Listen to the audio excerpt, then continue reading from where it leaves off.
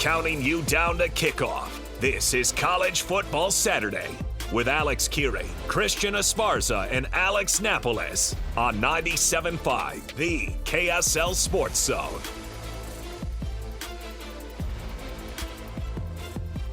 Welcome on into your first College Football Saturday of the season. Yes, a brand new program here for us on a Saturday. We are live here in studio at 97.5 the KSL Sports Zone, and we are going to be live every Saturday bringing you all sorts of updates on everything that's going on, give you the previews for your local teams here, of course, BYU, Utah, Utah State. We're going to bring you all sorts of sound every week right here on the program. Alex Kirry here, Christian Esparza across the desk from me, and then Alex Napoles. You get double the Alex power on a Saturday.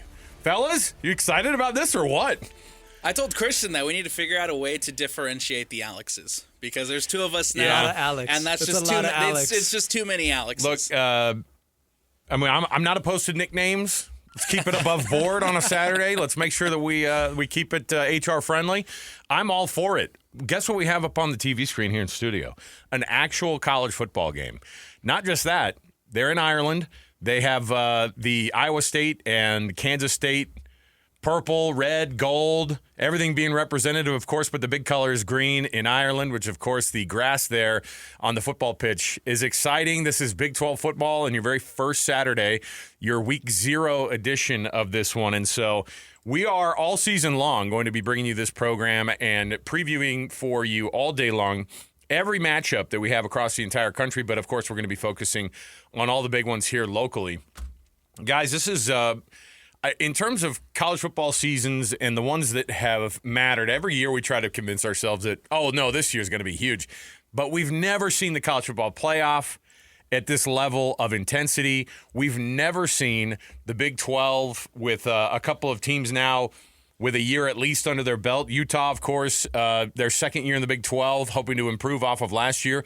If they do what BYU did after 1 year, they might win this whole dang thing, and I think a lot of people feel like that's the case. But I don't know if you're looking at storylines, the biggest ones across all of the local teams here, and you look at where BYU is, of course, with the Bear Bachmeier situation. You've got Bear Bachmeier starting this week. Were you surprised at all that they decided, you know what, we're just going to rip the Band-Aid off of this thing? We're not waiting for game one. We're going to roll it out for everybody that Bear Bachmeier is going to be your starter. I was pretty surprised that they chose to just roll it out instead of waiting until Portland State. I'm not surprised that they announced it early. I think that, they wanted to get it out there. I am surprised that it was Bear Bachmeier, though. I think that the early thought was from everybody that McKay Hillstead was presumably the guy just because he had the most experience. He had been with BYU for a year already after transferring there from Utah State.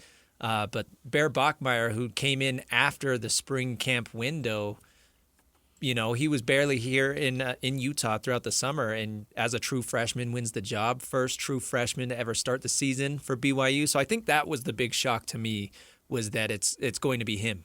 I wondered, too, because we had been hearing as soon as they had pared it down, and they brought it up after one of the scrimmages at LaVell Edwards Stadium on a Saturday, and they go, we're seeing some differences in the quarterback level of play here. And I think we all just assumed, okay, they're going to shave one off here, and then it's going to be a real two-horse battle. But everything led to Bear being the guy, and we knew that there was going to be some kind of an announcement made, because as soon as they said, yeah, we're going to make sure that people know what the difference is here on these quarterbacks. And then when all the words coming out of the scrimmage were that Bear was going to be the guy, or that Bear was taking all the first team reps, then we were going, I wonder what he's going to say on this Monday. And A-Rod, despite the fact that he would love to not bring it up at all with anybody, but here's what A-Rod said during the week about what made Bear particularly pulling the trigger on a true freshman for the very first time at BYU to start in the opener for this team. Here's what he had to say about what made Bear such a special pick for them. He throws a lot of completions. Yeah, he's really accurate. He's done a great job in camp taking care of the football.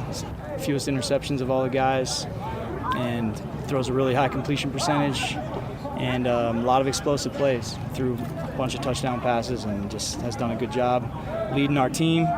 And he's very mature, man. Our players gravitate to him. He's a good leader. And, all these guys are good leaders, but rare to see a freshman who can lead the team the way he does every day.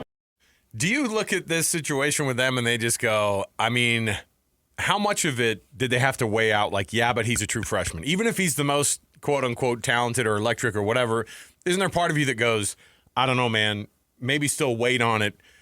At the same time, you don't want there to be this back and forth, because then the alternative would have been that they would have had a short leash on McKay Hillstead. Okay, this is the better player over here, but he's a true freshman. We don't want to start him yet. And in the back of their minds, they'd be going, we're going to keep a short leash on this guy. As soon as McKay Hillstead throws a pick or looks kind of bad, then they're going to go with Bear. I think you pull that Band-Aid off. You make the guy your starter just so you don't have to do this quarterback battle thing through the middle of the year. That's the worst on a team. Well, and again, it sounds like throughout the course of fall camp, he's the one that's impressed the most. He's the one that's looked the role for BYU in the eyes of Aaron Roderick. And so I understand trying to get him out there as quick as you can and as fast as you can, but I am a little skeptical because we saw what happens. We saw what could happen with the true freshman last season with Utah. And again, I hate to make that comparison, but the story is there. Isaac Wilson last year struggled. Now Bear Bachmeier will be the starter for BYU as a true freshman. And so I understand the skepticism, but I do think that Bear Bachmeier does a good job of carrying himself. He seems like he's a very intelligent kid, and I think that speaks a lot to who he is and what he's going to bring to his offense. Plus, I think the schedule works out in BYU's favor a lot this season for him to kind of ease into the role a little bit. So we'll see what we see from Bear. What's interesting too is that people do make the comparisons and they go, "Don't break him like you broke Isaac Wilson." I just think it's a totally different deal. Like, obviously, Isaac Wilson went in before they wanted him to be the guy. They had to make him the guy. I think, which adds an insane amount of pressure, but it also means that a guy's not ready. So you're half baked, kind of coming into that situation. The mental part of it is the thing that I think is. Just give this guy some success. Beating Portland State is like the bare minimum, but it's not just that. Bear. It's. Hey, do you see what we did there? There's going to be a lot of these foot puns in here. I already hate it. I hate you guys for bringing up. But every time there's going to be a Bear or Bear Essentials or come on, there's got to be something out there. Get this kid an NIL deal. Come on. Yeah. There are all sorts of situations where when we watch what can happen with a true freshman, you assume the worst, or you go, or what do we do? Well, Johnny Manziel won the Heisman. Yeah, or Trevor Lawrence won the national championship his true freshman year. Johnny Manziel at least was I think a redshirt freshman, but the thing is that the guy comes in.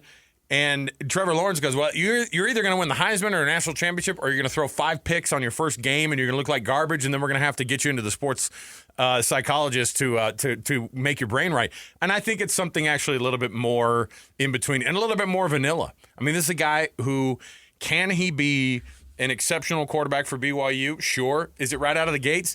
I hope fans don't have that expectation. I don't know what an expectation is. So What shifted expectation-wise, do you think, for BYU fans, for BYU in general? What does success look like in a season where Bear Bachmeier's taken over for you when you thought Jake Retzlaff was going to be your senior leader throughout the season? Well, obviously, if they were to have Jake coming in, that's a dude who's automatically a top 5 quarterback in the conference if Retzlaff were to still be here. So your expectations are a Big 12 championship. With Bear, they don't need him to be that top 5 quarterback in the conference because the roster is so good. They just need him to come in and be vanilla. Don't crash the Cadillac. Don't lose the games. Don't throw picks. Really just run the offense how A-Rod wants it to be ran. Obviously, they have the confidence in him to do that, and that's why he was chosen as the starter. But L.J. Martin is really good. Chase Roberts is really good. The defense is stacked. And luckily, he's probably in a much better situation than most other freshman quarterback would be as a starter. I think that BYU has a really good roster, and I think things are set up around them. I wouldn't be shocked if they are still competing for a championship at the end of the year. I don't know if that's necessarily the expectation, but I really could see it still. The expectation, I think, from the team always is going to be, we're going to win this thing. We're going to be as good as you can be.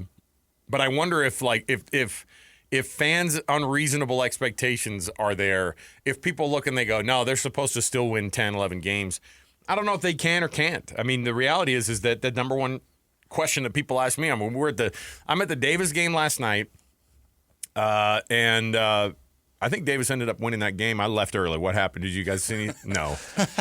I watched the overtime in my car. My kids were so mad at me. We left early, and then it went to overtime, and Fremont ended up winning. They were down 2 touchdowns with 2.5 minutes left, and I was like, we're good. Let's go home.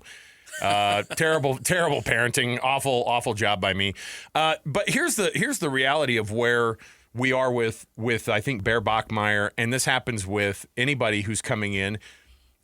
We have this weird level that we think that they're supposed to be at. I mean, everybody's already making Devon Dampier, a top quarterback in the Big 12, or they forget about him entirely. The reality is probably like you were saying, Christian. I love that idea of don't crash the Cadillac. In Utah's case, they have an expectation. And it's the bare minimum is just score a few more points than the other team because the defense is going to take care of business. And Devon Dampier, people are going, this guy's going to be all world already. With Bear Bachmeier, people are going, well, he might be all world, but maybe give him maybe wait a little bit. And Portland State is going to give you an unreasonable idea of what this guy should or shouldn't do. Yeah, he's going to come in and probably light them up, right? But don't expect that across a whole 12-game slate. But even if he doesn't. Even if he does, and I don't even know if he's going to light anybody up. I have no clue because I think they're going to hand the ball off a ton. They're going to figure out what they can do to push some people around. At the very least, you'll have these quarterback, or you'll have an offensive line who's going to be way better than the team across from them. So the real test is going to be when they get into Big 12 play, and everybody's going to look around at him and go, "You better start, growing up real quick." And I think that there are some people who mentally are there. I want to bring up Jackson Dart from a true freshman standpoint in terms of a pro, right? First year as a rookie. It's preseason football. It makes no dent in anything.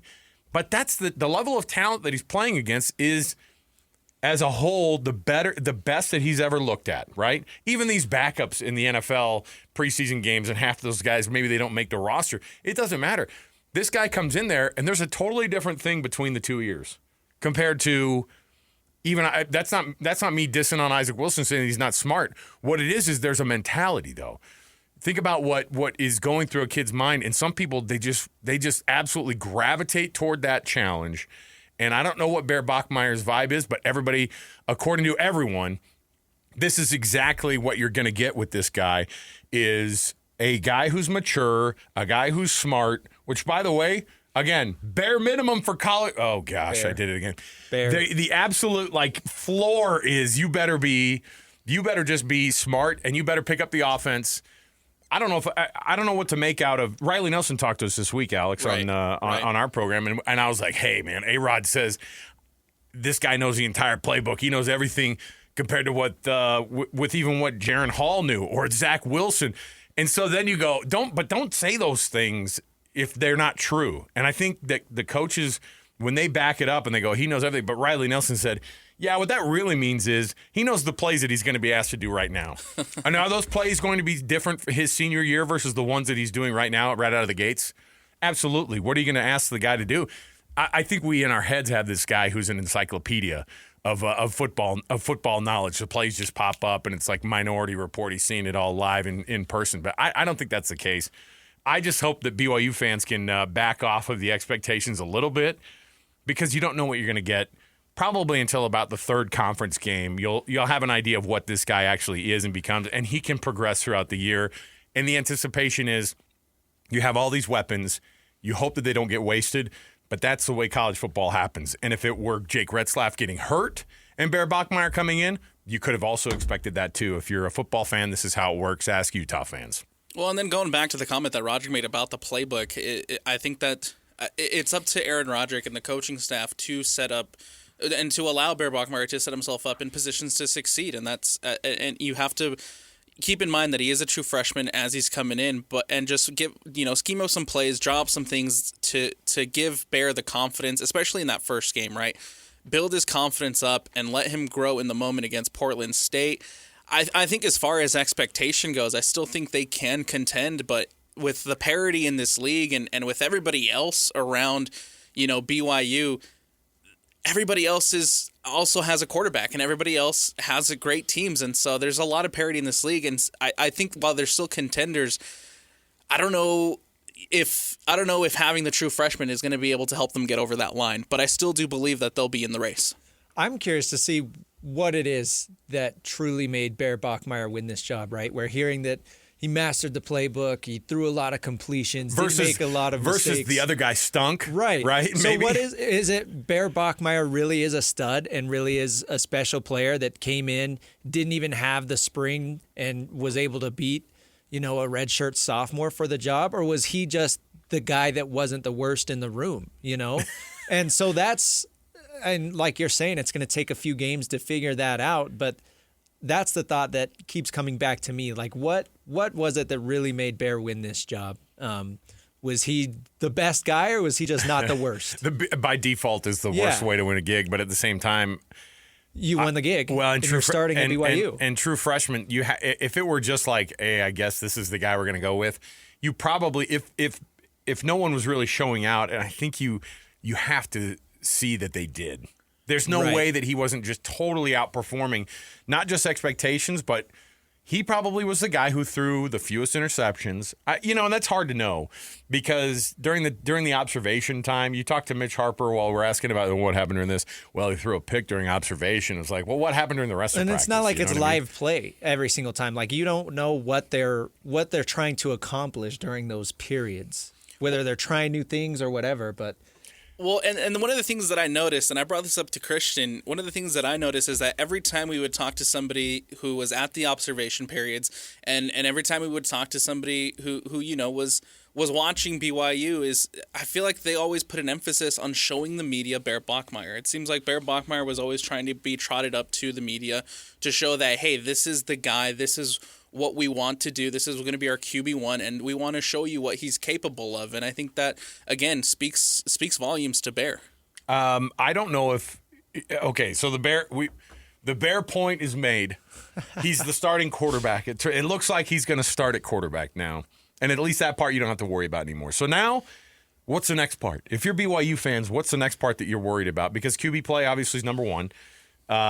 Aside from that, what are the things that BYU fans are, one, looking forward to, or two, nervous about with this team going into 2025? One thing I've heard Jay Hill talk a lot about, he had some comments after they had a scrimmage, I think it was 2 weeks ago now. Sounds like the pass rush has really improved from last year, which is great news because they had some guys, right? Tyler Batty was awesome along that defensive line. Never last converted year. it into sacks, though, really. But the sack number was low. I think they were towards the bottom of the second Big 12. worst, second worst in the league with the number one defense, but second worst on sacks, and that's been a problem the last 2 or 3 years. So it sounds like, and of course, everybody's great during camp, but it sounds like the pass rush should be a real threat this year to really rack up some sacks. I think part of that is that the thing that they've done differently this year is they're shifting around Jack Kelly to make sure that they can, and I think Isaiah Glasgow will be in that same conversation, but I think that they're really going to take advantage of and shift the defense around. You've heard talk about that 3-5-5 setup that they could, or the 3-5-3 setup that they can go to, and you have those outside backers who end up just being that extra pass rush.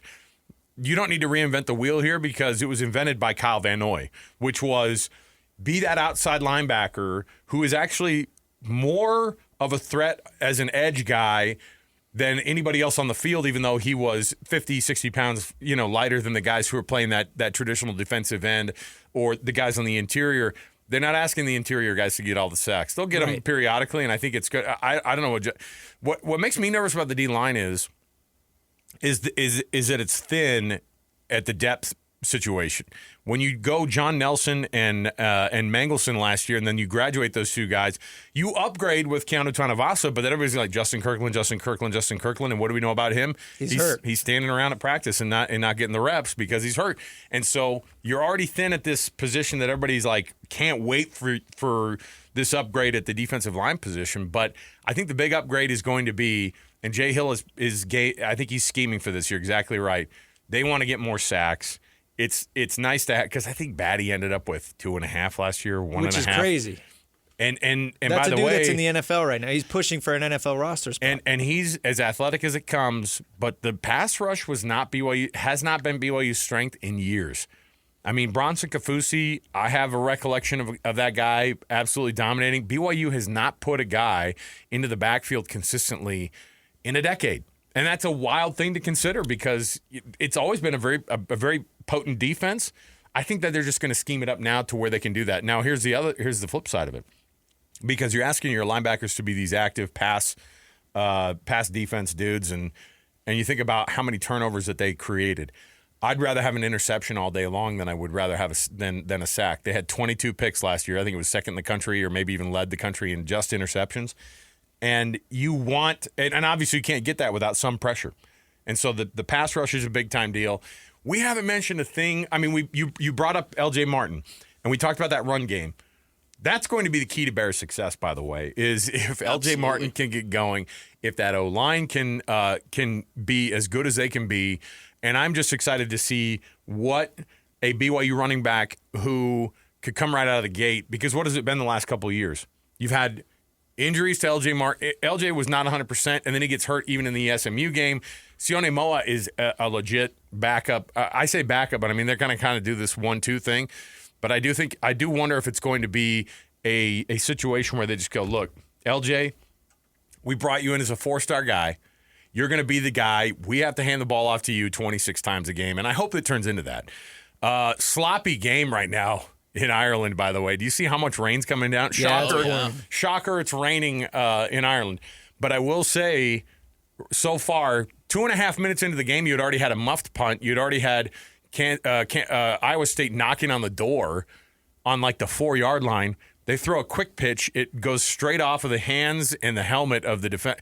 These guys are having a hard time catching this football. Lots of drop passes, too. I mean, that's why it's a 4th down now is Kansas State just dropped a quick slant right in his hands, dropped it. I don't know how the people of Ireland will accept the college game, but here we are watching this thing. Yeah, beautiful scenery of sunshine and green, but that's not the way it is right now. That's B-roll from earlier in the week. That's from last year. It's just downpouring. I think all they did was pull up some footage from the British Open a few years ago, and they probably just started using that one. Okay, other guys who get you excited about this BYU team if you're a BYU fan, because L.J. Martin I think should be at the top of that list. The wide receiver core is as good as it gets. The question is, can your guy get it to him? You heard A-Rod this week talk about his 1, 2, and 3. Chase Roberts, JoJo Phillips, and Parker Kingston. You've got Tiger Bachmeier, who people are not saying he's the least concerned. People are the least concerned about him because I think he adds to this offense, but he's also a guy who might sneak in under the radar because there are a lot of folks who think that he's a guy who can make an impact. You've got Cole Hagan at that wide receiver position. The tight end group is good. Carson Ryan comes down from Utah. Not much talk about him, but the tight end group is going to be asked a lot, and part of that's going to be their blocking. But if you're a BYU fan, what other names get you excited about this team this year? I think I'm looking at most at what the depth at wide receiver is going to bring you. Obviously, we know Chase Roberts. Obviously, we know what he can bring, but I'm looking more at JoJo Phillips. I'm looking more at Parker Kingston. I'm looking more at Tiger Bachmeier. What can those guys bring you? I think that there was a lot of thought and a lot of hope that Keelan Marion was going to take a big spot and a big role in this offense coming into this season. Obviously, he's no longer with the team. He transfers away in the spring. So now you have to rely on a guy like JoJo Phillips to step up, like Parker Kingston to step up, which I think they can. And there's been a lot of rave about the other Bachmeier. And so we'll see how Tiger and Bear connection, that's something I'm truly excited to see if Tiger gets, the opportunities on the field. But the wide receiver core to me is what's going to be it's going to be the key to Bear Bachmeier's success.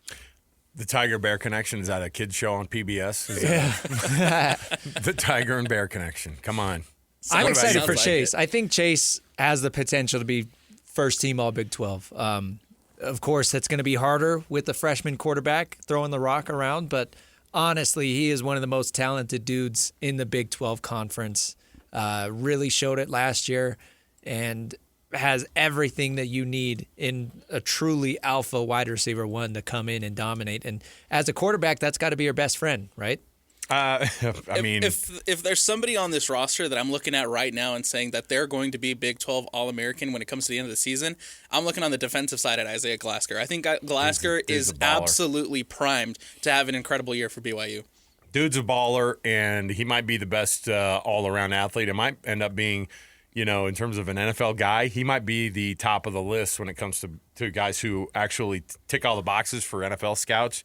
You talk about speed, you talk about length on that guy, you talk about quickness, and instinct. I was watching, the Parker Kingston punt return popped up on my feed this week, and now they're watching Kansas State. It kind of reminds you of how wild that game was and how quick of a turnaround that was in the second quarter for BYU to get that win. And one of the big things was a muffed punt that turned into the weirdest punt return, and then barfing on the sideline by Parker Kingston that we've ever seen. And part of the thing that was interesting about that was when he started to turn the corner and he turned on the Jets, guess who had the Jets turned on? It was that lead blocker. It was Isaiah Glasker. And the guy was probably faster than Parker Kingston, like in terms of the open field, right? I'm not trying to say that Parker's a slow dude. He's probably the quickest guy on the team. That's why he's the kick returner. But I will say, like, watching that, I was like, oh, Isaiah Glasker is so dang quick. He's got that track speed. And what did coaches look at? We were talking to, I think, when the Bachmeier brothers got signed this summer. Do you remember when we had A-Rod on? Yeah. And he was excited about him, and he was talking about how great. And we just thought, oh, those guys will be a nice addition to the. You didn't think to yourself, these guys coming in post-spring are going to make a huge impact on the team, but you're expecting a lot out of Tiger Bachmeier now. You're hearing a lot of good things. And now your starter is Bear Bachmeier. And what did he say about those guys? When he recruits guys, these coaches don't have a lot to go on, but they know for sure they can get actual numbers from track numbers. When guys are on the track team and they're running the 100 meters, you hear coaches be like, he's a 10-4, 100 guy, because they can get an actual stopwatch on a guy. Yeah. Versus somebody going, he runs a 4.4, and you're like, who says who and what system was he running on? The coaches love the track speed on these guys because they can actually tell what their reality is. We're going to take our first break here. The towels are out on the field. The punter at Iowa State can't get his hands dry. The returner, they've already switched him up. It was that All-American safety that they have for Kansas State who was back there who muffed the first punt inside the 10-yard line. And then Iowa State ends up fumbling the football inside the 10-yard line. And they can't get a score. It's been back and forth in the rain. What can Avery Johnson do next? We'll bring you all sorts of updates. Week 0 is bringing us at least a handful of games. The biggest one, of course, is already a massive matchup of the Big 12. We'll get those updates as well. We've got more for you around the corner. We're going all the way up until noon. PK is going to join us next hour as we have a big. We're kind of having a BYU heavy hour this hour. We're going to get into Utah and Utah State coming up. You don't want to miss any of it. Stay right here with us. It's College Football Saturday right here. Alex Kirry, Christian Esparza, and Alex Napoles right here in studio with you. Welcome into the first edition of College Football Saturday right here on 97.5, the KSL Sports Zone.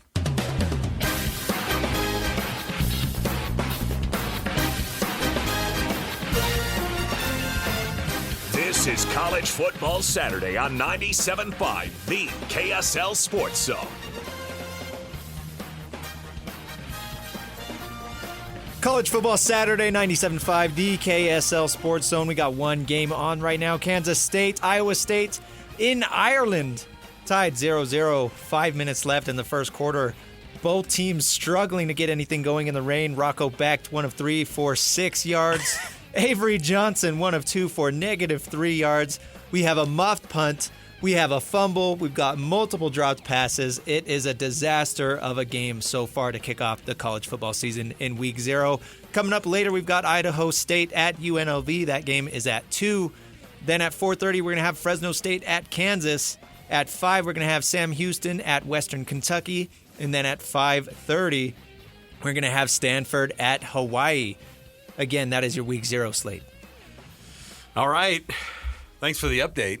Christian, I look at this and I go, those numbers you just read off, what was it? So we have a total. Both quarterbacks have completed 1 pass for a total of 3 yards. Nice. 2 completions for 3 yards total. This, if we get a... Iowa State has 10 carries for 3 yards, and then Kansas State has 4 carries for 8 yards. You guys, what is Ireland going to think about us? when we bring over a couple teams and no one can put the freaking ball in the end zone and every kid's dropping all this, you got to represent better. I know it's raining over there, but they're saying, "Where's the NFL?" The NFL has done good there. Oh yeah, but they showed the pregame of these guys, and they showed one of the sets of cleats that the guy had, and they have like the old school like 1.5-inch cleat on these guys, and then they showed the equipment on the sideline for Iowa State, and they have just a full box of extra cleats. So they're already getting the shoe changes, the wardrobe malfunctions as they go here. Kansas State's jerseys are absolutely soaked. Like, you can't really tell with Iowa State because they're wearing white, but the Kansas State jerseys, and every time they go to the field level cameras, look right now they have you can't even see. The camera's got water spots on it. You can't see a thing, and so it's a mess of a game. And if we get a week 0, 10-6 game between Iowa State and Kansas State, I don't know, because both of these teams are teams who are mentioned in the handful of teams that are supposed to win the conference. So that, you have the possibility of the Big 12 of 8 teams? Is that what they said? Yeah. Of that could win this thing. JJ and I yesterday went through a practice, and I just decided to go absolutely wild on a random pick for the champion for the Big 12 for me. I picked TCU. Am I totally insane for saying TCU? I think so. Why? Yeah, I think so. Oh, really? 80% you guys insane. know something more than anybody else. Oh, the Big 12 it's an easy predictor, I guess now, huh? It's not. I mean, everyone and every week we're going to be talking about the parity in this conference. We're going to be talking about how close everything is, how many coin flip games are in this league. But I think that there's teams like Texas Tech, who on paper look very, very good. There's teams like Arizona State who have a lot to prove this. I mean, not a lot to prove because they won it last season, but a lot to prove if they want to repeat. And you got a team like Baylor who may or may not be great, and we get our first touchdown. Look at that. In Ireland. And it was a passing play, too. A passing play touchdown for Iowa State. They strike first. He heard me reading off the stats. Well, they decided, they're like, okay, stop running the dang football. Guys, we're fumbling it. We might as well just drop the balls if we're going to do it. So, yeah, that took 4 plays and 49 yards. 3 of those were passes that were all completed. So, first score of the Big 12 season is your Iowa State Cyclones, as Greg Wrubell likes to say, 6-0 with the PAT pending. So, you've got the possibility of Iowa State not just striking first, but we have an actual touchdown. I thought this was going to be a trading of field goals all day, although I don't even know if the field goals would have been able to be converted either. As you look at this BYU schedule, I wanted to bring up, and we're going kind of BYU heavy this hour. We're going to go Utah State here coming up in just a little bit. I look at BYU's schedule, and they've got one of the more what people are calling easy schedules, which to me is a difficult thing to do. You can't say it's an easy schedule when you have no idea actually how good the teams are across the league. However, when you look at Portland State, Stanford, then they have a bye week, and then they go out to East Carolina. Those are your out of conference teams and the out of conference games. How do you like that lineup for Bear Bachmeier to get his feet under him in those first 3 games? One of those 3 of the weeks are Portland, Stanford. One of the weeks is a bye week. I think that plays about as well as it can for a freshman who's trying to get his feet under him. Obviously, now in hindsight, with what we know now, this is a great schedule for BYU because I know we're not the biggest of fans of the FCS games, and you want to play better competition, but I don't mind having a quote unquote tune-up game to start week 1, right? An opportunity to get out there against Portland State to see what your quarterback has, to see what this team has, and kind of get your feet under you before you head into a much tougher, better test, I guess, if you will, against Stanford week 2. Then you also get the bye to figure things out right smack dab in the middle before you go to East Carolina. And so it's not ideal to have the bye week so early, but I think it works out for BYU now with the situation that they're in. Christian, you've seen all the list of these games that these teams are firing off right off the bat here. Out of conference schedule is looked at now, and people go, "You're now going to be judged by the lack of talent you put on your schedule now," or in BYU's case, they have an East Carolina team, they have a Portland State team, they have Stanford, who I think people look at in the ACC, and they're at the bottom of most of the tables in the ACC. And then you start off conference play with Colorado and West Virginia. I think that's a good start too. You don't go straight into the fire. Would you prefer a guy who has to get forced into making some plays earlier, or do you feel like this is a good kind of easing into a Power 4 schedule for Bear? No, I would much rather ease into it, and that's why I really do. Going even back to Portland State, and I know you're talking about the conference lineup first, but like I am so curious to see how A-Rod handles the playbook against Portland State that first game. I know you were talking about it a little bit earlier. It could be really easy to just hand the ball off, rack up 350 rushing yards, but it's like on the other hand, that's going to be the quote-unquote easiest competition that Bear Bachmeier is going to face all season. I would almost prefer that they have him build that confidence, and even comparatively in the conference schedule, once you see Colorado, once you go out on the road, I think confidence is a big thing for quarterbacks, and especially a freshman quarterback. Have him go out there and realize that he can do it. And I feel like if you're just handing the ball off all the time, when it comes down to your quarterback needing to put a drive out there, get some points on the board, they need the confidence. They need to know that they can go out there and hit their guys and hit their receivers. But I do like that schedule. I think that Colorado and West Virginia, and then you see Arizona all before you see Utah, those first 3 conference games, I think those are all relatively, I guess, good matchups for Bear. Two of the 3 are on the road. You go to Colorado. You play at Folsom Field, which is a place you're not really that familiar with. Probably haven't played it. I don't know when the last time BYU played at Colorado, but then they also have to go to Tucson in that mix. So their first 3 conference games, there aren't teams that people have at the top of the conference at all, but they're on the road, which is hard. 2 of them are on the road, and one of them is, against a West Virginia team that, frankly, we look at and we go, oh, I know what those guys are made of. But Rich Rod, the type of talent that they can get in there, the type of recruiting that they can do at West Virginia, and they have one of the better running backs in the entire conference. I think that it's pretty interesting to watch these teams go into a brand new situation. Arizona was terrible last year. Are they going to be bad again this year? I have no clue.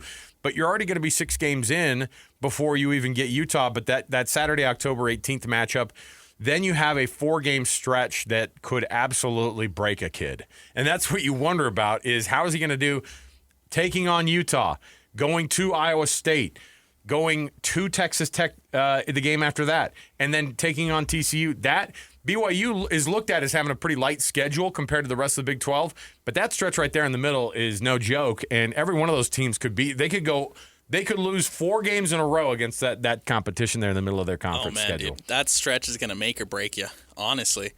If BYU have the aspirations and if BYU want to make it to the Big 12 championship game, you got to pick up as many wins as possible, obviously, in that stretch, right? You at home against Utah, on the road at Iowa State, on the road at Texas Tech, and then you come back at home to TCU. Those are all contenders. Those are all people that, of the 8 or 9 teams in the Big 12 that everybody is picking to win this conference, you have 4 of them back to back to back to back. And so if you can walk away from that stretch with maybe just a loss, you still give yourself a good chance to stay competing for an opportunity to make a Big 12 championship game, especially with the last 2 games maybe being a little bit better and in your favor. If you look at a team like this, if you look at the way that things are set up, and people are expecting you, what's the reality of a win total? Do you think for BYU this year? I don't know where Vegas has them, but I think I think the way that fans looked at it was you could win 10 games this year, but that was with Jake Retzlaff. And then I think people generally lop off a couple of games and say, I think it's an 8, maybe 9-win team.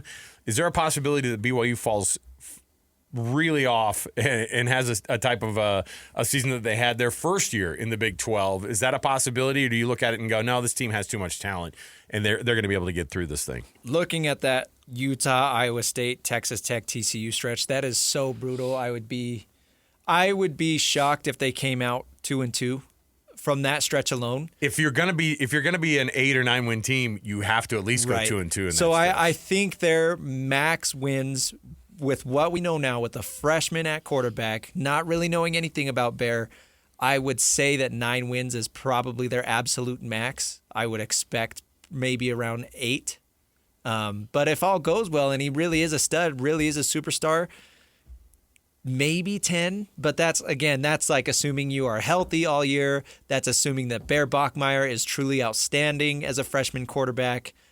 You would really need a lot going your way. I think realistically you're looking closer to 8 or 9. I'm going to go a little bit under Christian, and I'm going to say 7-8. Okay. I think 7-8 is what I'm looking at for BYU this season. Where do the 5 losses come?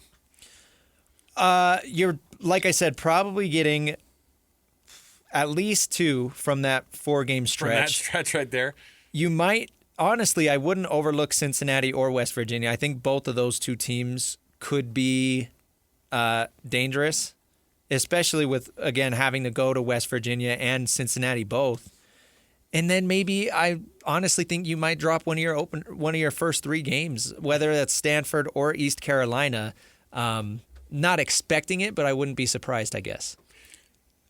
Tell me where those losses come then. If you're going to get to 5 losses, if this is a 7-5 team, Napoles, you better tell me where those are coming on the schedule there, brother. I think you do. I think you start off strong. You'll go through the non-conference with the 3 wins.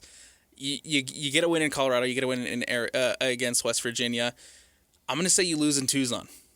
That's going to be the first loss for BYU. Yuck. You're going to go on the road to Tucson. You'll fall to Arizona. And then you'll come out of that stretch until I see more from this offense, right? Until I see this offense in action and get a gauge and get a feeling of where this BYU team is. I'm going to go 1 win in that stretch, Alex. I just got a text from JJ because he's like, this is a gross game. Now, Kansas State's pretty close to scoring here, but JJ just said, a week 0 game in the rain in Ireland? How could that go wrong? I'm like, I know. This is not exactly a fan favorite. We're not representing the game of football very well right now.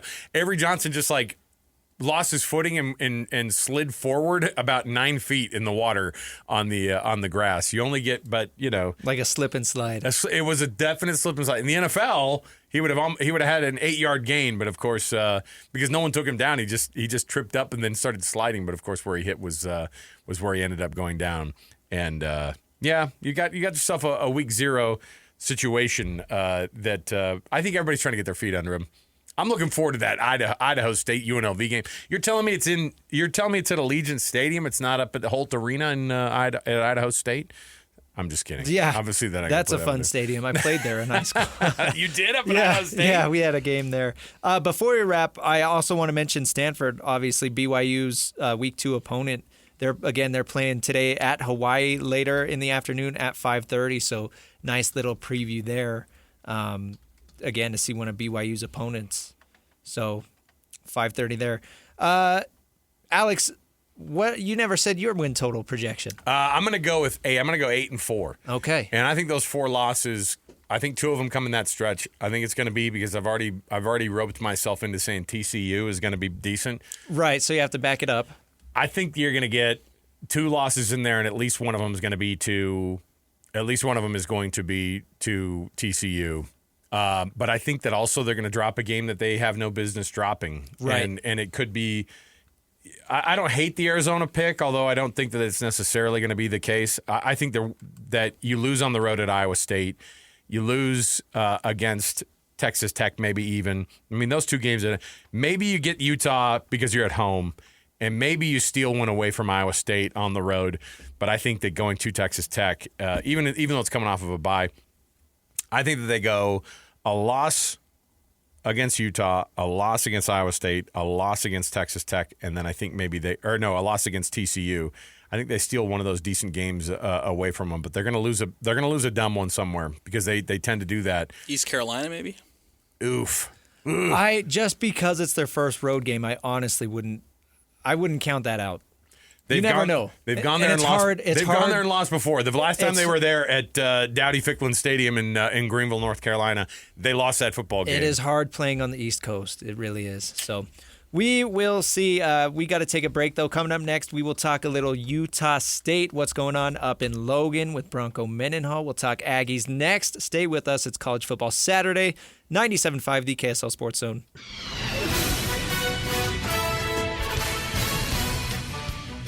You're locked on to College Football Saturday on 97.5, the KSL Sports Zone. Welcome back to College Football Saturday here on 97.5, the KSL Sports Zone. Alex Kirry, Christian Esparza, Alex Napoles here with you as we get ready to dive into some Utah State talk. I feel like there's a lot of hype and a lot of confidence that Bronco Mendenhall can do some exciting things up in Logan, but what are we anticipating from the Utah State Aggies this season? I think out of local teams, they're the hardest to project because they've got 85, 86 new players. Out of, you mean your roster is 105 players, 85, 86 of those players are new from last year. So, again, out of BYU, Utah State, these guys are the hardest to try to project. So, a true freshman quarterback at BYU, but the hardest one to predict is Utah the State. team that you know almost nothing about. You do get Bryson Barnes. You know exactly what you're getting with Bryson Barnes, though. I liked Bryson Barnes last year. I think he did really good for the program, and we know that Bronco is a winner. So you've got those two things going for you at the very, very least. I wonder, too, you know what's great is, like I said, you know what you're getting with Bryson Barnes, which is a dynamic guy that a lot of teams have a hard time trying to figure out. And last year their big problem was they couldn't – the Colorado State game at the very end of the season was wild because Bryson ran for like 190 yards or almost 200 yards, yeah. And they were up big, and we knew that thing wasn't going to last. Like they were so bad. That defense was so bad, and that's Broncos' calling card. And so you go, okay, they're going to show up, they're going to play some defense, but it does take a minute. Bronco doesn't just show up and definitely he brought some energy to Albuquerque last year. New Mexico is a tough place to win anyway. But they did only go 5-7, which, by the way, the year before, in terms of improvement, they went 5-7 the year before that. It did feel different, though. It felt like Bronco was getting his feet under him. They liked him there, and of course, he bails out and then goes straight to Utah State, where I think he and his wife Holly are like excited about being there for a long, long time. Another thing to keep in mind too, even though it is a completely different roster, again. Last year, looking back at the Aggies, they had to undergo a coaching change right before the season started. Yes. Blake Anderson got canned because of some scandal. Nate Dreiling had to take over with almost no notice. Bad deal for those kids, man. So you're looking at that situation, and that just completely turns the team upside down from the very start. So it was always going to be hard for the Aggies to win last year. Again, now they bring Bronco in. They've had him for several months now, right? He's been in Logan getting stuff done, and by all accounts, it sounds like they're ready to come out and really perform. It sounds like Bryson Barnes especially is jacked, according to Hanson Scotty. and I think with Bronco Mendenhall, it's such a phenomenal hire for Utah State because he's a proven winner. He's a guy that's proven that he can go into programs, get it up the ground, off and running, and be successful. And I think that's something that Utah State really needs right now is kind of this rebuild, and we'll see what Bronco is able to do, but it does bring you confidence that he's been able to do it in the past, and plus, you get stability. And I feel like that's just something you haven't seen with Utah State ever since Blake Anderson and that whole situation. And I think there's a need for stability up in Logan, and I think you can get that with Bronco Mendenhall. Active coaches at the FBS level and wins who have the most in the country. Kyle Whittingham is 5th in the country right now with 189 wins, I think is what his total is. And then Bronco Mendenhall is 6th in the country. Woo. FBS wins as a coach at 140. So he does win. 99 of those came in BYU. In 11 years at BYU. And that's a guy who he shows up and he wins. It might take a second, but if he can win at Virginia, I mean, Utah State has already a pedigree of being a really, really good team once they get that defense dialed in. And again, that's going to be their calling card. What made them good teams back when it was their defenses? Gary Anderson's defenses were. Oh yeah, you think about the Vigil brothers. Yes. Oh my gosh, they were lights out. When they're able to convince some local kids like you're going to be a superstar here, and they can compete with that. It's phenomenal to be able to see. It's awesome to be able to watch a team like Utah State in Logan. And it's happened before. That's the other thing is you know that it can happen because not only has Bronco won games and go to wherever he goes and win games, but at Utah State, there's an expectation of this team can be really good. And by the way, if you end up being decent and you're in that new version of the Pac-12, that's a conference that, you're not a Power 4 conference, but what you are is you have the possibility of going to a college football playoff. You have a dream, and it can be realized. If you end up just being better than Boise State, which this team, 2 years ago was the Mountain West champion. Now, that didn't mean that they were going to be necessarily ready for that college football playoff situation, but I will say, if you have a year that you can go 11-1, you got to be almost perfect at the G5 level, but you can absolutely, in the next 10 years, put yourself in a spot where Utah State. Could you imagine Utah State getting to the college football playoff before Utah or BYU does? That'll send some fans through the freaking Bronco roof. Mendenhall With Bronco at the freaking helm. That would be insane. Now he's not, and I know they said this at New Mexico. I'm sure I think Bronco wants to be here a long time. He and his wife love horses. They've got a ranch. Like all that stuff gets said about him, and then he immediately blitzes. But they want to be here in the state of Utah. One thing that makes me feel good about that is it sounds like Bronco Mendenhall and Coach Jared Calhoun have been very involved in the athletic director search, and you hope that's true. You hope that means that they do see themselves here in the state of Utah, up in Logan, for a long time. It sounds like they want what's best for the program, and that's a good thing to hear. The mess continues, by the way, in Ireland as Kansas State gets down to the 6-yard line. Well, first of all, Rocco Beck fumbled again. Kansas State gets the ball inside the 20-yard line. They march down after a couple of big plays, and they're inside the 10. They're at the 6-yard line. It gets to a 4th and 1, and they go for it, and they get stopped. And they scored during last break too, so it's a tie game. It's 7-7 with Kansas State knocking on the door again. No, they just got stopped on 4th did they? down. Was that yeah. okay? So it was a 4th and 1. They just got stopped. They were in a perfect spot to at least get a field goal. Well, Iowa State's probably going to fumble again. It's a mess of a game. The football is also like black. It is like absolutely. There's not a football dry in that building. There's no kid who could dry it off with a towel as quick as it's just going to keep getting wet. So, but you know what? What are we going to do? Complain about a football game on a week 0 between two teams in the Big 12? I'm not going to do it. I mean, I do, but I'm not going to get. We have to count our football blessings, you guys. That's what we're supposed. That's what this show is for. We're supposed to be celebrating football, even on a week 0 edition of the program. We are celebrating. We're here. We're breaking it all down, man. And before we got to go to break, but before we move on real quick, one of the players that we expected to be a standout for Utah State, Ike Larson, suspended for violation of team rules. Still, don't know the circumstances. We still don't know too much of what the situation is with Ike Larson, but he was a guy that we anticipated to be a contributor coming into this season. One of the leaders, right? He helped navigate this team through moments of turmoil last season with Blake Anderson and moving into the Nate Dreiling era. But is it reason for concern that Ike Larson is suspended for 6 weeks? Well, it's hard because, Alex just brought up, when Utah State is good, they have excellent local products on their team, and Ike Larson is as local as it gets. He's from up there in Smithfield, Skyview High School, so that's tough, and he is an absolute stud. He had an incredible freshman and sophomore year up there. Last year, I thought he played really well. He dropped a lot of interceptions, could have had a lot of a higher interception total, but he is the all-time leader in blocked kicks for Utah State. So he is truly, truly a standout that has won them a lot of games. And the 6-week suspension started last week when it was announced. So it's not a 6-game suspension, 6 weeks. I think that's important to keep in mind. Still presumably going to miss a couple of games. We'll see how that goes. But I think, if they're going to be good, they need a monster season from Ike Larson. What's interesting about Ike Larson is that and this is why the suspension hurts so much too. Now Bronco has a standard. He's got rules, and they live by a little bit of a different situation. When you're, and it's not just an honor code situation. Bronco gets there. That locker room is expected to live at a different level.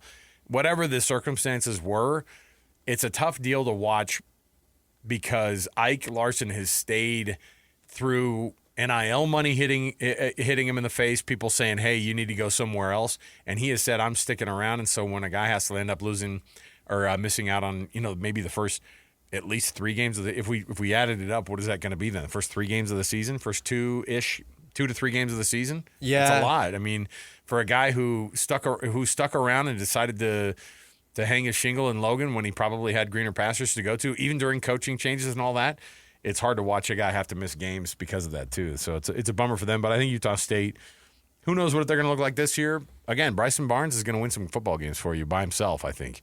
And so if the defense can get dialed up, if Nick Howell, that defensive coordinator for Bronco, can do what they've done at all the programs they've been at, they'll be really freaking good, man. I'm looking forward to it. You want winning programs across the entire state, you can get it this year. Everybody being bowl eligible, that'd be nice to get everybody back to that point again, too. If I'm doing my math right, and again, this is not official, we don't have an exact return date. They just said 6 weeks, and we're assuming that started last Friday when it was announced, right? That would be the first 4 games, and he would be eligible to return September 27th at Vanderbilt, which is the day after his suspension ends. Again, that's assuming that the suspension started last Friday. Maybe it started earlier and it wasn't announced until Friday. We don't really know for certain when Ike Larson is going to be back, but he's definitely going to miss at least 3 games according to the 6 weeks, right? So that is tough. You have Utah State with 2 trips to SEC country this season. You have some Aggie on Aggie action when they take on Texas A&M on September 6th. And then, of course, you have that Vanderbilt game on September 27th. We're going to take a break, but when we come back on the other side, let's jump into Utah football. We'll, of course, hear from offensive coordinator Jason Beck. We'll hear some from Morgan Scalley. And then coming up at 11:30, we're anticipating a check-in with Patrick Kinahan. So don't go anywhere. We'll take a step aside here on College Football Saturday on 97.5, the KSL Sports Zone.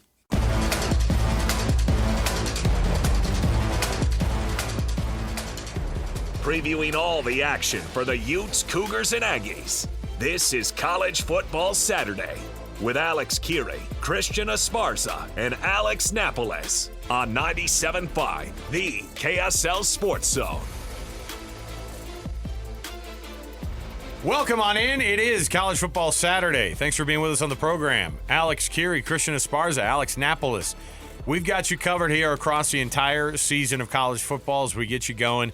We are going to bring you all of the previews and all of the sound from the weeks of the local teams. Of course, we're going to emphasize a ton. Right now, we have a college football game, a Big 12 matchup that is both sloppy and close. Both teams equally garbage at holding onto the football, but it is insanely wet in Ireland. It is absolutely hard to hold on to that football. Another turnover by Kansas State as they were marching.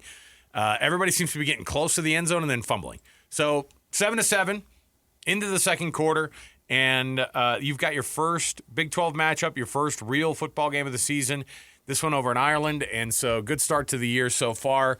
We are going to be bringing you this program every Saturday. We're going to be basically doing all of our previewing and pre-gaming for you right here with all the local teams, like I said, and all the games set up for you to be able to watch and get you ready. Last hour, we chatted a lot about BYU, got into some Utah State there at the end of the hour. Let's go heavy with some Utah talk now. The Utah Utes had an upgrade during the offseason. It was probably as big as any upgrade as anybody has gotten across the entirety of college football. Do not count the Utes out already because of the defense they put on the field, but when you bring in the likes of Jason Beck and his quarterback, Devon Dampier from New Mexico, a guy who last year ran for 1,300 yards on the ground, added 19 touchdowns on the ground as well. I don't think you're going to be asking the guy to be running the ball that much. In fact, you don't want him to be running the ball that much. I'm sure they want his game to improve on the efficiency side of things. You can't throw 12 interceptions in Kyle Whittingham's program, especially if there are 12 touchdowns to match it. A 1-to-1 ratio will not last long at the University of Utah. The upgrade, though, to the offense was exactly what they needed. If you're a Utah fan, you guys, this is exactly what they were hoping for. And all the words coming out of camp and Camp Witt, if it's not talking about whether or not Witt's going to be coaching at the University of Utah in the next couple of years, it's whether or not Devon Dampier can bring this program back to prominent standing and maybe even pull out an insane year to get to that Big 12 championship game in Arlington in December. Is that too much to ask out of a Utah team? In a wide open league like this, I don't think it is too much to ask. Absolutely not, and especially because it is an open league, and then there is parity. And the biggest thing for Utah last season was they couldn't get the offense going. But now, in theory, you have an offense that should be able to get you going. right? Devon Dampier is a massive upgrade at quarterback, and I think it helps a lot too coming over with an offensive coordinator where you're familiar with that scheme and you're familiar with the plays that Jason Beck wants to run. Plus, you add in a guy like Wayshawn Parker and Rogers, who I think both can have big seasons in the running game for the University of Utah. Those three guys are going to be key to the success this season for Utah and what they're able to do on offense. Nikari Rogers, also an ad from that team at New Mexico last year. He had almost 400 yards on the ground last year as a junior running back. The big deal, though, is what do you do with this offense? Jason Beck is a slinging son of a gun. He likes to throw that football. He likes to spread the offense out, which must be a wild change, Christian, for Kyle Whittingham. There's no way that he loves the idea of a spread offense, but I do think that he likes the idea of maybe scoring more than 17 and a half points last year, whatever the average was. Yeah. And we looked at it. If they scored 6 points more in as a total for the season, they would have won 4 or 5 more games. That's how good their defense was. The second best defense in the conference, and they only won 5 games. They had a 7-game losing streak in the middle of the season. So the Ute fans hit depression hardcore last year, and it's out of the ordinary for them to lose this many games. Well, the other thing that's going to be a big change for Kyle Whittingham and for the Utah program is it sounds like this team might have some tempo to it. Might go no huddle, and they may not, no huddle, get up to the line and snap the ball immediately, but no huddle, get up to the line and then call some audibles at the line. But as far as no huddle, that's a change that we didn't really think Kyle Whittingham was ever going to do because he likes his defense to get as much rest as they can while the offense is just grinding the ball out on the ground and wearing down the clock. So we'll see how long that marriage lasts between the offense and not huddling and having sort of an up tempo. If it gets to a point where Kyle Whittingham feels like his offense is not running down the clock enough, I'm sure he's going to kind of step in and say, hey, you guys got to slow things down a bit. But I think that's important for Jason Beck's offense. We've heard Dampier talk about it. We've heard Jason Beck himself talk about it. They use that to kind of utilize mismatches and really catch the defense off guard. So that's what I'm most curious to see across the first few games is how that up-tempo offense looks. Here's Jason Beck, the offensive coordinator for the University of Utah this week, talking about one of the groups that people are wondering about because, they send Carson Ryan down to BYU. They send him down there. Yeah. They're like, hey, let him. It's not working out. We're going to need you to go down to Provo. Hey, I think you'll have some success down there. And listen, it sounds like they want you, so why don't you go down there? Jason Beck comes in and starts talking about the tight end room. That's a big piece of Utah football, and it always has been. And here's what Jason Beck said about what that tight end room looks like. It's been one of our more consistent rooms with that mix of guys showing up every day, and that includes like JJ. He came in as a young kid, and he's done a really nice job as he's been in there and improving each week. So they've been a strength of the group in terms of their consistency and what they're getting done. I'm interested to see what the tight end role is in the Jason Beck offense, and they're going to want to be able to have that release valve, somebody who they can get it out to and say, hey, look. Tight ends have led this offense so many different years and been not just leaders, in the locker room, but you think about your Brant Keithys or your Dalton Kincaids, or even further back when you start looking at what the tight end means to the University of Utah. This is a position that makes a big difference. Speaking of positions that are a big difference, it must be such a luxury to not have to worry about who your QB1 is going into camp. And so all the hot talk about quarterbacks have been, who's your number? Who's QB2? That's a luxury to have when you're arguing about who QB2 and 3 are going to be. And here's what Jason Beck said about the possibility of Bird Ficklin or Isaac Wilson. According to him, it's a tighter race than you might think.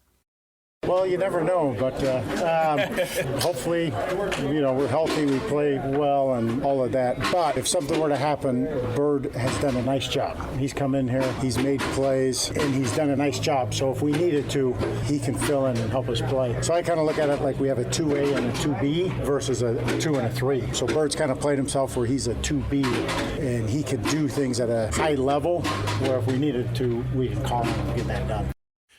What's the best version of Isaac Wilson this season? Because I think people wonder, okay, let's say Devon Dampier stays healthy all year.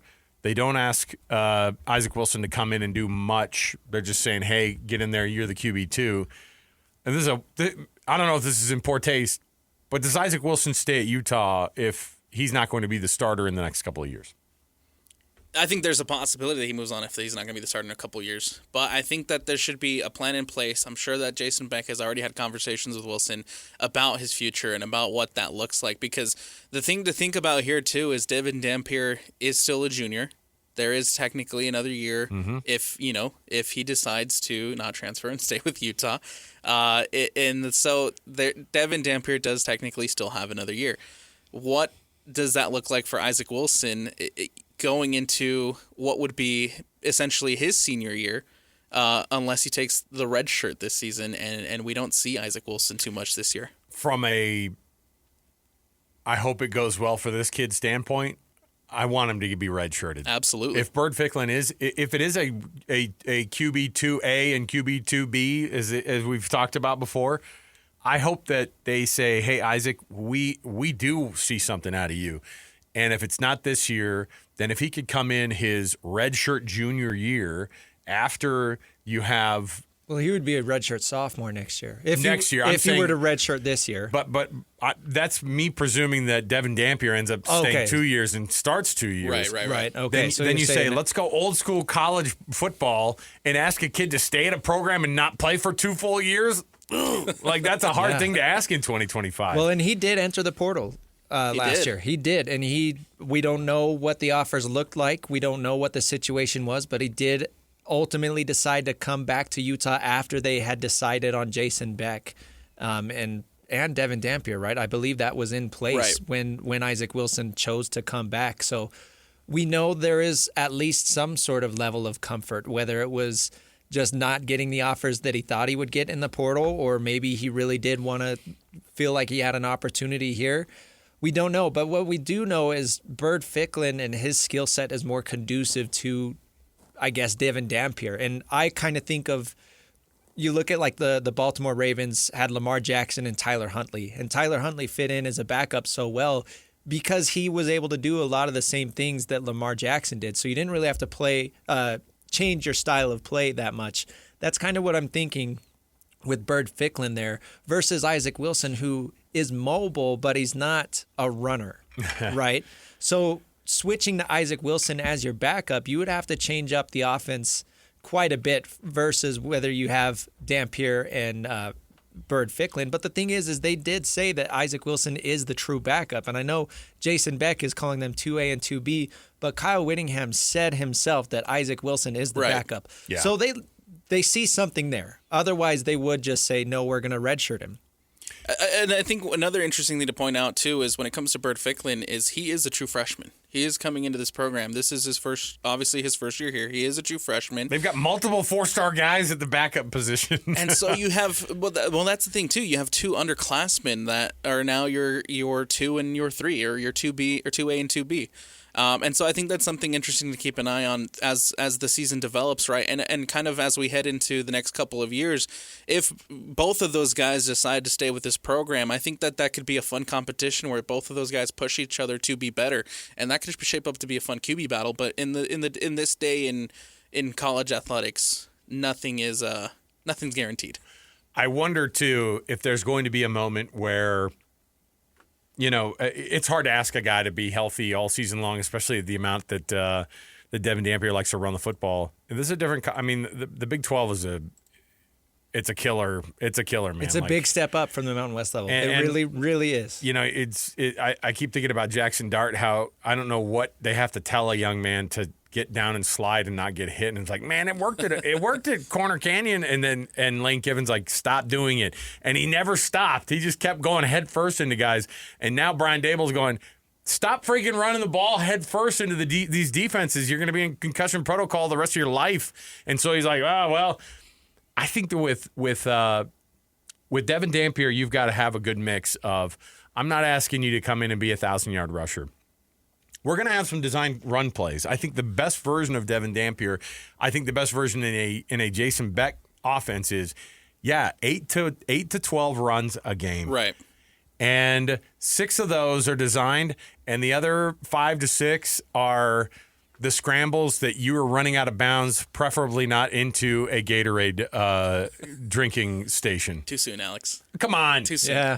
Well, that's one of the things that me and Christian looked at last week is I think it was, the Arizona game where Devon Dampier had 28 carries? No, it was later in the season. It was one of their final games. Yeah, That's 28 insane. carries is ridiculous for a quarterback. Yes, exactly. I think that you need to rely on guys like Parker and like Rodgers to take the bulk of the run because you shouldn't have to force Devon Dampier to run the ball 28 times. We talked about it last week. You don't need him to be the Superman.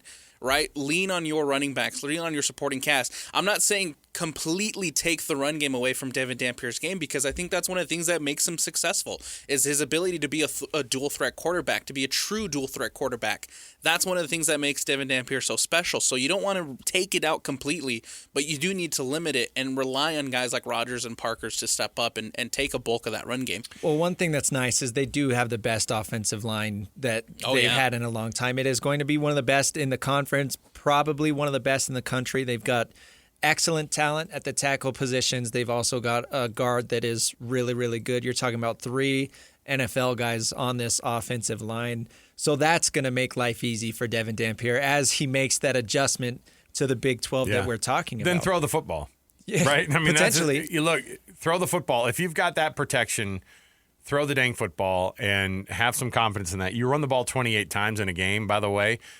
The same reason that like a peewee team runs the ball quarterback 28 times a year. That's our superstar. Yeah. And we can do it against these defenses. You can't do that, I don't think, against these defenses in the Big 12 and get away with it. So let's listen to what Morgan Scalley, the defensive coordinator, had to say.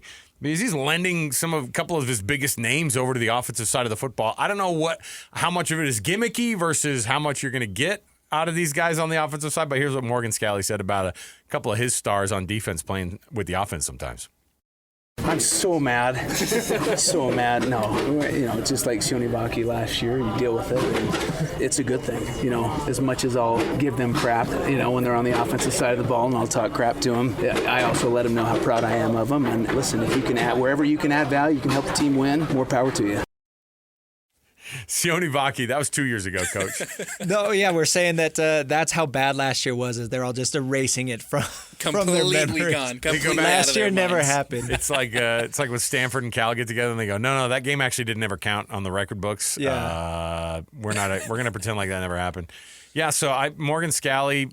It's one thing to lend these guys to the offense and have them do a couple things here and there. That's kind of fun, right? I mean, you can be the type of player where.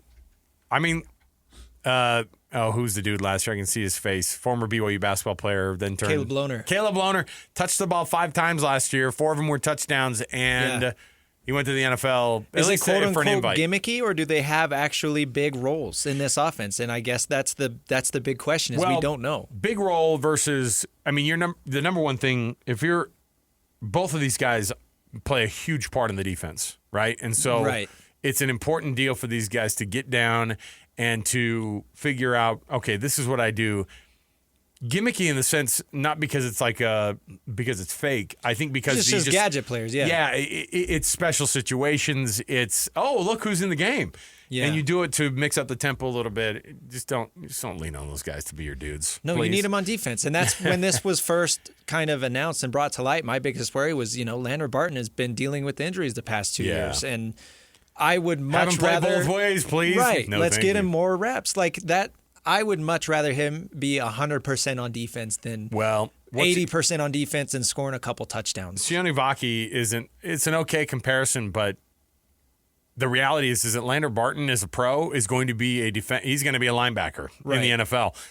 There's no version of him, be like, well, we like what he does on offense. And Sione Vaki's a running back now in the NFL. Right. Like, that's what I'm saying is like he had the potential to be like that was going to be his spot in the NFL was on an offense. Instead, like play the hits with these guys, put them on defense, and let's let Smith Snowden. Hey, if he wants to score a touchdown, have him do it in the kick return game. Come on, pick man. 6. Yes, those are where you want to see those scores. Now, do they use them every once in a while? Great. I mean, are these guys going to get tired during the game? Probably not. Yeah, people keep bringing up the Travis Hunter comparison, which Travis Hunter's not the first player to play 2 ways. Right. Now, at that level, he was special because he did it 100% of the snaps on both sides. But again, that's not what Smith, Snowden, and Landry Barton are going to be doing. No. Here's something that I think is interesting too, is that with Utah's schedule, and we talked about BYU's schedule last hour, and I think that Utah's schedule, it plays out to be, the thing is I don't know, when we talk about strength of schedule all the time, we don't know the reality of where teams are on that level. So again, out of conference, they start things off at UCLA, which is a great P4 matchup, because you can definitely beat the heck out of those guys down at the Rose Bowl. I think UCLA has got a lot to figure out still. Deshaun Foster's better. I think he'll end up turning it around, but Utah has a history of being really good inside that building, and going down there to UCLA out of the gates, I think Utah can get this thing going and get that win, and then they have Cal Poly, and then they go to Wyoming. And then they have the opposite of what BYU does in their schedule, which is they start right out of the gate. Possibly, if Utah's 3-0 at that point, they could be ranked going into that Texas Tech game where they're hosting the Red Raiders. And it's a great spot to be in because it's Rice-Eccles Stadium. And I said this to you guys, I think, during the week at some point, where I was like, look, if there's a team that is not going to know what they're getting into when they come into Rice-Eccles Stadium, it's Texas Tech. Not that Joey McGuire won't get his guys dialed up, but, man, you can't just guess and see what the situation is like. Texas Tech is going to walk in and they go, oh, well, we played at Texas. We know the vibe, at a loud stadium. This is different. And so I think that the advantage of playing Texas Tech at home right out of the gate, you win that game, and then everybody goes, oh, I thought Texas Tech was supposed to win this league. Then you can rattle this thing off. But 2 out of their first 3 games are Texas Tech. They go to West Virginia, then they come back home after a bye week to play Arizona State, who comes into Rice-Eccles Stadium. To get Texas Tech at home, to get Arizona State at home, that's a big deal, and I think that's important for Utah to get that start with that before they end up playing BYU in that October 18th matchup. All right, let's take our first break of this hour. PK going to join us. Speaking of people who know a little bit about this Utah program and what Kyle Whittingham can do, Patrick Kinahan going to join us and give us his thoughts on what the future of Kyle Whittingham calling the shots on the sideline is going to look like. But on top of that, what the expectation is going to be turnaround-wise, and what Jason Beck and that offense can mean to this Utah squad. We have much more to go. It is a college football Saturday right here.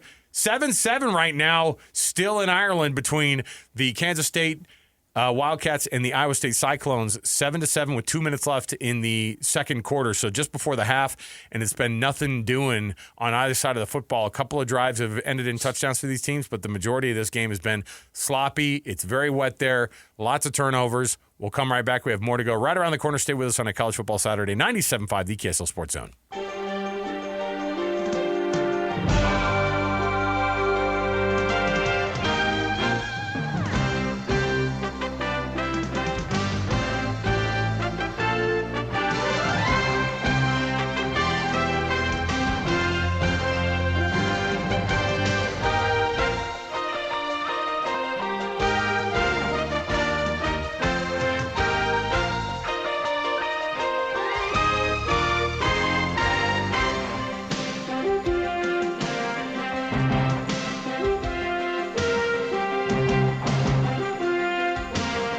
Locked on to College Football Saturday on 97.5, the KSL Sports Zone. College Football Saturday, 97.5, the KSL Sports Zone. Week 0 underway. Kansas State, Iowa State tied 7 apiece. 7 minutes left to go in the first half there. Stay tuned. We got a few games on the slate today. Idaho State at UNLV. That kicks off at 2. At 4:30, Fresno State at Kansas. Sam Houston at Western Kentucky is at 5. And then at 5:30, wrapping up Week 0, Stanford at Hawaii. Dipping our toes into the water. College Football Saturday. Alex Kirry, Christian Esparza, Alex Napoles, and Patrick Kinahan joining the program. PK, thanks for joining us on a Saturday. This is really weird. I feel like I'm talking to a couple of guys who are going to take over my job, but that's the natural cycle of sports radio, I guess. We should have that conversation almost like it's everybody already talks about Kyle Whittingham's job and what his future looks like. No one talks about PK enough and goes, so hold on, you've been hinting at this for a while. Are you going to be at the Las Vegas-Miami game in a couple of years, PK? Kyle said that he's going to be golfing with PK during that game. He said it. You guys should hold hands running off into the sunset and playing golf together. Same age, same time frame, so might as well get it going. Look, we can't complain, PK, about football on a Saturday when it's being played, but this Kansas State-Iowa State game has given us all sorts of reasons to be like, my heavens, it's wet there, it's gross. It's a battle. This looks like an old Big 8 battle between these two teams. Yeah, I love, my grandfather was born in Ireland, right? And so obviously I'm actually half Irish. My grandfather on my other side was born in Italy. So I'm split down the middle, Irish and Italian. And, Ireland has always been a dream, as Italy is, and hopefully someday I get there. And they show these beautiful sights of these quaint cities and these green rolling hills and the waves smashing against the cliffside on beautiful sunny days. And then they get to the stadium and the game. They play it in a downpour, and I guess that's the price you pay for having it be so green. I mean, it's so sloppy to watch these two teams. These two teams offensively are definitely better than this, but we're not seeing it. I mean, I think that obviously it's halftime 7-7, and I think we might have a 10-7 game here or something along these lines. This is crazy to see these two teams with these quarterbacks that are returning, and everything offensively is a struggle. And it's like we're watching, what was that Chicago Bears defense? What was it, in 85 or something? Mm-hmm. It looked like we're watching these guys, and either offense can do a thing here. And it's crazy because this is a conference game, man, and this could matter. We saw it last year, right, with 4 teams at 7-2 and then a bunch of teams a game behind. There's huge stakes in this game, and in a sense, I feel bad for them. It's a great experience to go over there and have that. But, man, this is one sloppy football game. Yeah, no doubt. And there's some major Big 12 implications here when you look at these two sides that are, if you look, different pundits, different writers have these two teams near the top of the conference, but a lot of people picking Utah. Let's jump into Utah. Do you buy the Utah talk? Do you buy that Utah can contend in the Big 12? Oh, yeah, I absolutely buy that they can contend. I would be surprised if they didn't.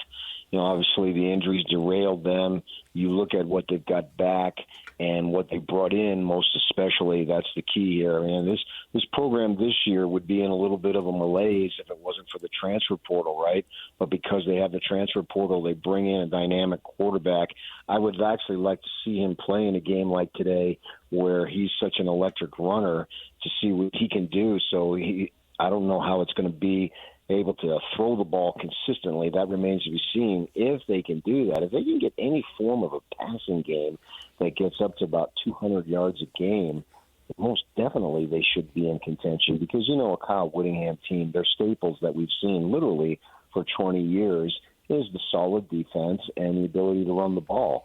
And I don't see that changing here anytime soon, even when Morgan Skelly takes over. Obviously, Skelly has been taught at the foot, literally, figuratively and literally, probably, by Kyle Whittingham. So we're going to see that continue to play out with the running game and the defense. And the defense, in my mind, has got enough. Up front, they're a little untested, but they name a bunch of guys, and they're excited about these freshmen coming in.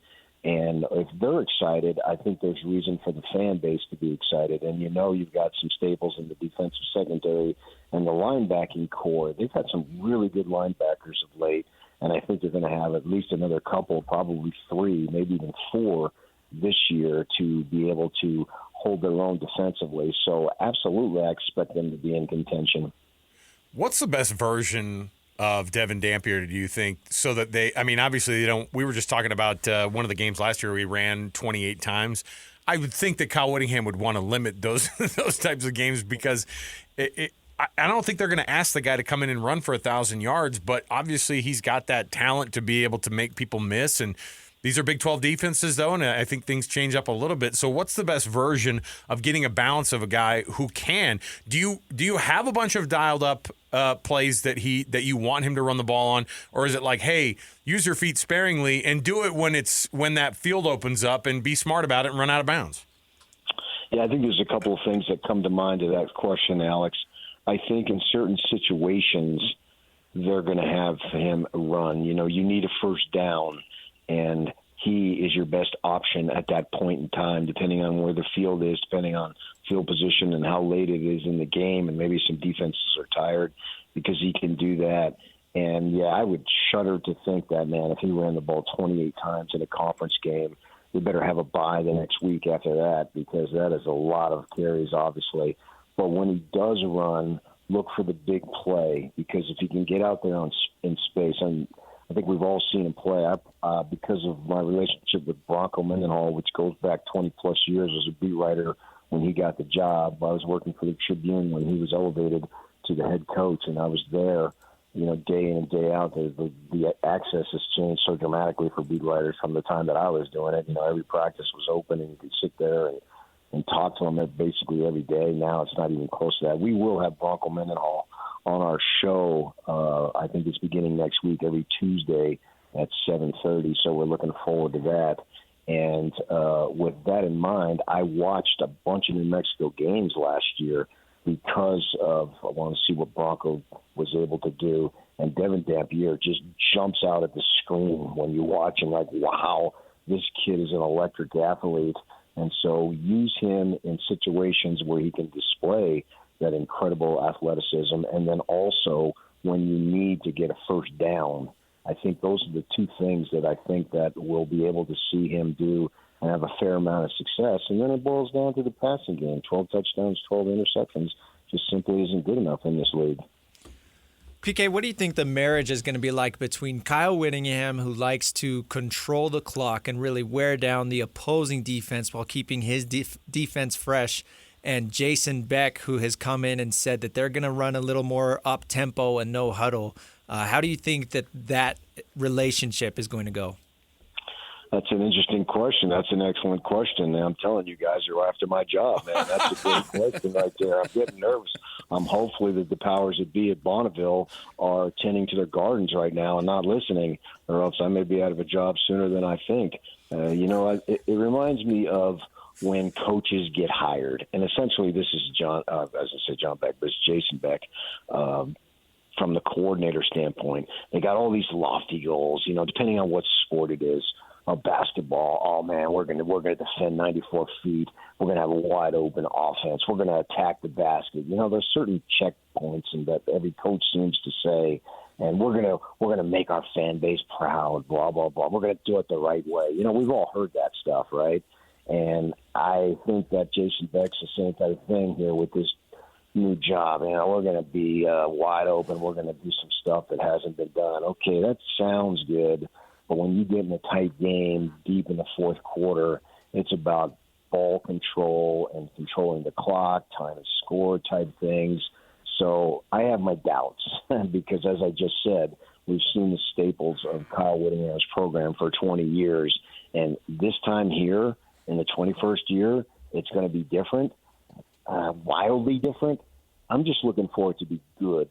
I don't really care if it's wildly different, and I don't believe that it will be wildly different. I get that they have a running quarterback, but it needs to be effective, and so that's the most important thing. I don't necessarily need to be wowed with wide-open offenses because the Utes went to 4 Pac-12 title games, and they went to 2 Rose Bowls, and they went to the Sugar Bowl, and we can all recite the list of accomplishments by doing things that they do and doing them very well.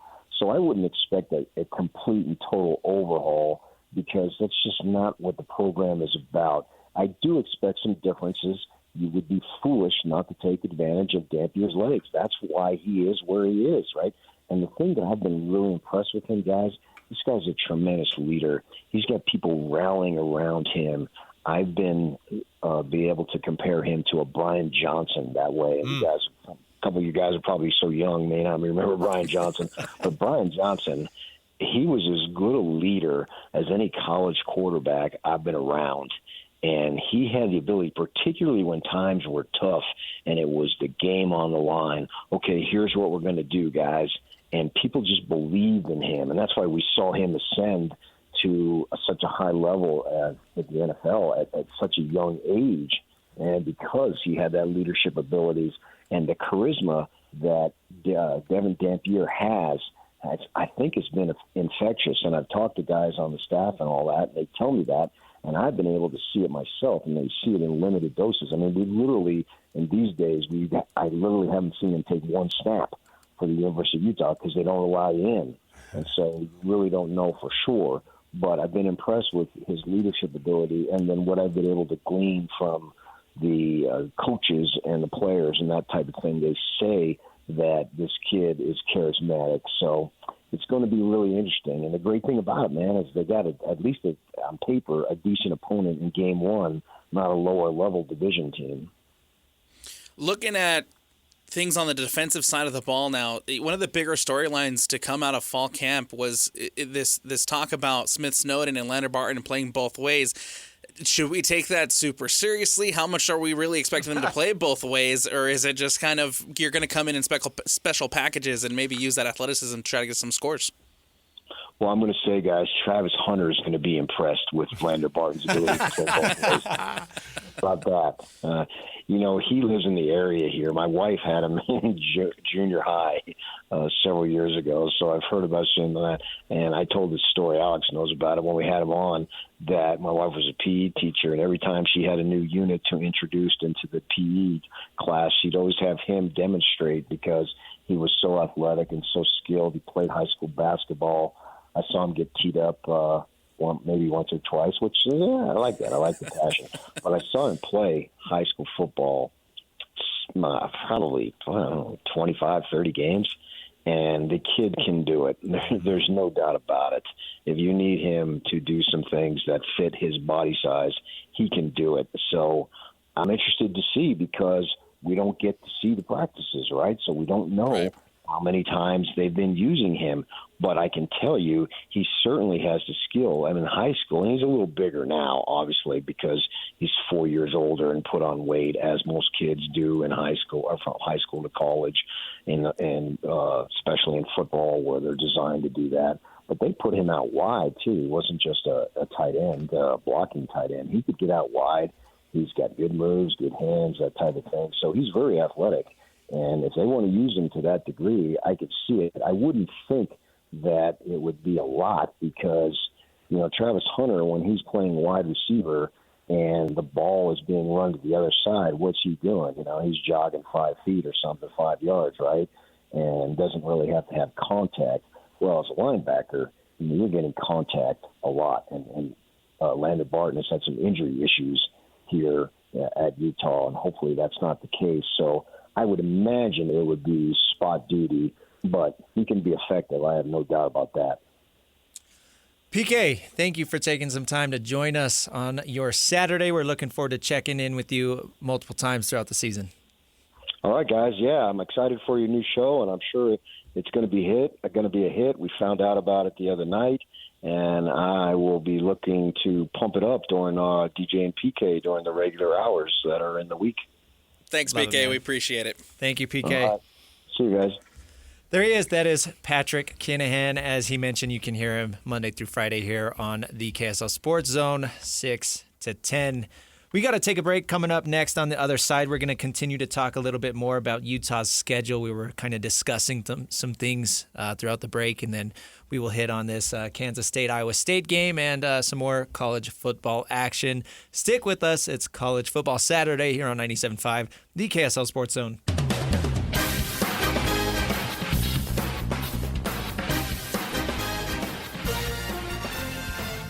This is College Football Saturday on 97.5, the KSL Sports Zone.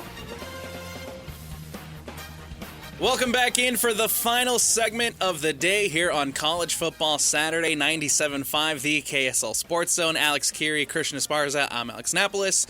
And before we jump into finishing some final thoughts here on the Utah schedule, the second half for Iowa State, Kansas State about to kick off a game. That game 7-7. Looks like the rain stopped, so hopefully we see some better football here in the second half, guys. Gross. This was supposed to be the bell cow football game for us. This could be a potential rematch at the end of the season, the Big 12 championship game. Not at this rate. Hold on to the football, fellas. Come on. Not living up to the hype so far. It's been gross. The field conditions are awful, and you always see that with them playing on European fields, but then you add in the monster rainstorm as you were talking about. Looking at a summary, there was a sequence where it went Kansas State fumble, Iowa State punt, Kansas State turnover on downs, Iowa State fumble, Kansas State touchdown, Iowa State touchdown, punt, fumble, fumble. Nice. Punt, fumble. That should be a fun game to play when we're. It doesn't look fun. No, it's nasty. But you know what? Football's back. Football's back. So just, you know what I'm saying? Like, we could be watching the because I think there's actually some NFL preseason games on right now too. Like, there is. I'm not interested in a bunch of these guys. It's the third preseason game, which means you're gonna have a bunch of dudes that are like, we're trying to get down to the 53-man roster here. It's just not the same. College football's back. I'm going to just lean on that. You've got a real game. You've got real games tonight. Fine. Get us going. And then week one, we're going to see, at this point, next week, we're going to be lousy with football games. We're going to have so many dang games in front of us. We're like, we don't have enough time to talk about all this. But the Big 12's underway, and I think if anybody was playing this game in Ireland, it would have been nasty. I don't care who you are. It would have been a gross game. So, especially with that rain. You brought up the Utah schedule, and we're trying to figure out what this looks like. And Christian, you brought something up. I think it was an excellent point in the break, which was, I think by the end of the year, you could see Utah ending up with a strength of schedule that actually, strength of schedule is always funny because by the end of the year is when we actually know how soft the schedule was or hard the schedule was. But it doesn't matter anymore by the end of the year, which is funny. Right. But I do think by the end of the year, we'll look back and say Utah had an easier schedule than BYU. Why? Why is that? Because BYU's is looked at like, oh man, they got cake schedule, but they go on the road to some tough games, and Utah's tough games typically are at home this year. Right, and we've been looking at strength of schedule stuff in the preseason. Yes, and BYU always has the easier strength of schedule than Utah right now. But Christian, why does that change? I think that number one, Utah plays Texas Tech, Arizona State, Cincinnati, and Kansas State at home. Their two hardest away games are at Baylor and at BYU. I don't think home or away factors into strength of schedule, right? So that doesn't necessarily matter. But you look at those opponents. It absolutely does, though. Like, the reality is it does. It really does. It does matter. And then you look at those opponents, and the way that college football always works, right now we can say, all of those teams are going to be good. At least one of those teams is going to be much worse than we thought by the time the end of the year comes. That's just the way it goes. That's exactly what we saw last year. That's the way football works. There's always a team that disappoints. And out of the teams that Utah plays, I'm not going to call anybody out right now, but I just wouldn't be surprised if at least one of their big name opponents is like just disappointing. I think that it's unfortunate that you have to hit the road to a weird road game. BYU's got to go to East Carolina. Utah's got to go to Laramie. Do you take a flight out there? Do you take a bus? Is there somebody who could get you a ride out there? Get some fireworks on the way back into town? I don't know. If you're Utah, the strength of schedule situation, you're right. Arizona State has to come to Utah, which, by the way, historically, Arizona State coming to Utah, it's not been fun for them. It's laughable, right? No, nobody does good at Utah. But it is also a very different Arizona State team that we've seen come into Rice Cycle Stadium in years past. I just don't know how much of missing Cam Scadaba is going to work for this. I will say, too, Kyle Whittingham, you talk about games that he remembers. That Arizona State game last year, that was a turning point for Arizona State. I mean, you ask all those players, they're like, that was huge for us, because then they started to believe, and then that's when they really took off. Yeah. And Utah, I know that Cam Rising went out again at that point of the year with another injury during that game. But man, it was such a nasty go, and that was a game that gave Arizona State like so much juice. Yeah. And it lasted the rest of the year. They did the same thing against BYU. You beat those two teams at home down in Tempe, and you get them both at home in Tempe. That's fortuitous for them. But, yeah, you're right. I mean, the strength of schedule is going to be interesting by the end of the year, what we actually determine who were the quote-unquote good teams and who were not very good. I also like the fact that, of course, in Utah's schedule, I think it works in their favor right now because, again, with looking at the preseason rankings and looking at where teams have or where people have teams where you have on your schedule 6 of the possible contenders in the Big 12. And I think in order to be the best, you have to beat the best. And so it shapes up well for Utah's schedule, the fact that they will test themselves against teams that, in theory, are competing to be the champions in this conference. And again, most of those games against those quote-unquote contenders are at Rice-Eccles Stadium. So that is huge. Big deal. 100%. All right, guys, any final thoughts? Anything we want to throw out there and add before we wrap this one up? Are we done? We're done, man. Wow. This is the final segment of the day. Wow, look at that. It went quick. A lot quicker than what you're used to, huh, Kirry? Well, I like the 2-hour show in comparison to the 3-hour. I used to do a 5-hour freaking show when I first started at KSL Radio. And it was 7 to midnight. Think about that time frame. What were you doing from 11:30? I don't know what I was doing 11:30 to midnight. I don't even know I don't even know who I was talking to at that point. So this is going to be fun this year, you guys. We're going to have a good time. Remember, every Saturday, 10 to noon, we will be here with you. It's Alex Kirry, Christian Esparza, and Alex Napoles. We'll be breaking down everything college football from the BYU Cougars to the Utah Utes to the Utah State Aggies. We've got you covered wall-to-wall every Saturday, 10 to noon here on 97.5, the KSL Sports Zone. Also, don't forget, throughout the course of the week, we'll have all the interviews, all the sound bites as the teams get ready for Week 1. That's on DJ and PK. That's on Jake and Ben. That's on Hans and Scotty, and that's, of course, on JJ and Alex. So, again, from Alex Kirry, Christian Esparza, I'm Alex Napoles, and we'll talk to you guys next week here on College Football Saturday on 97.5, the KSL Sports Zone.